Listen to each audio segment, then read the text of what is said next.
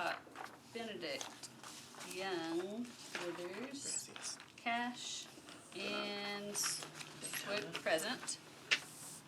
We will start with resolutions on public hearing. RS 2021-1275 by Parker to exempt the Southern Grist Brewing Company on Douglas Avenue from the minimum distance requirements for obtaining beer permits. So moved. Second. I don't see Councilman Parker. Automatically deferred. You'll sign on? I'll sign on to it, yeah. And They're moving out of District 6 into 5, but I'll forget them. Tough, but yeah. wow. Yeah, that's I'll sign tough. on to that. Does anyone have any questions for Councilman Withers on this? They're Okay. next to the very infamous Douglas Avenue railroad tracks, which now have their very own. There's a Facebook group just for is the train blocking Douglas Avenue. Really? There's an entire East Nashville Facebook page just for that purpose. How many That's CSX fantastic. employees are a part of that group? So, so that's what they're next to. But Any other questions on the bill? Is the train currently blocking the tracks? No, it's in Councilmember Sledge's district. As it should be. Oh, speaking of, All in favor? Aye. And opposed? we were talking about the train. And we do have another resolution here, RS 2021-1285 by Allen, Hancock, and Stiles, to adopt a fee schedule associated with the processing and review of appeals made to the Short-Term Rental Appeals Board. So moved. So, And do we need an explanation of this bill or have any questions? I have a question. Yes. So, as these short-term rental bills have come along, like once they're passed, they set a starting point for enforcement. I guess I'm wondering, is this gonna apply to the short-term rental appeals board universally, or are there some things that it won't apply to and some things that it will, if that makes sense?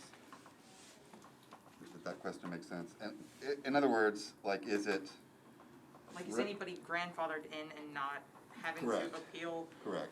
I don't think that would be the case for anything. This would just be the entity that handles all of the appeals. Everybody, depending on when they got their permit, is governed a little differently. Right.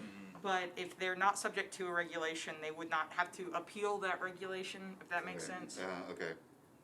Okay.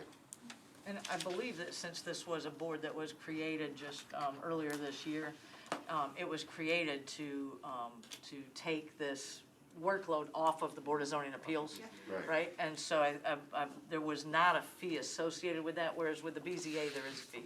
Okay. So based on the activity, as I understand it from codes, Yeah. the average cost has been $409. And so that's all that we're looking to do, is to make sure that that cost is recouped For the to staff. cover the appeals staff and just like we do with any other board like that. That makes sense.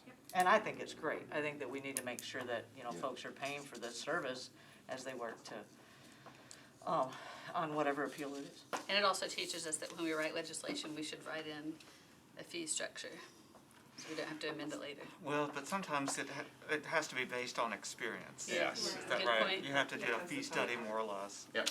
by state law. Yeah. Good point. There's- So sometimes it there's- takes a year or There's more. laws This one's a against little bit being able to faster. write those kind of laws. Yeah. Yes. Yeah.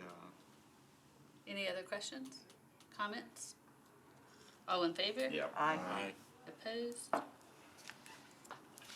And we have one more item on the agenda today, which is on third reading, BL 2021-974, to amend the Metro Code of Laws regarding the design and operation of outdoor electrical lighting to clarify the application of dark sky regulations by public utilities and on public property.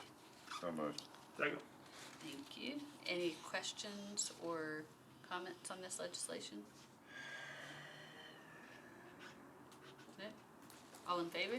Aye. Opposed? And that concludes this holiday sweater edition of the Government Ops and Regulations Committee. Thank you. Eureka. Thank you, Chuck. Thank you.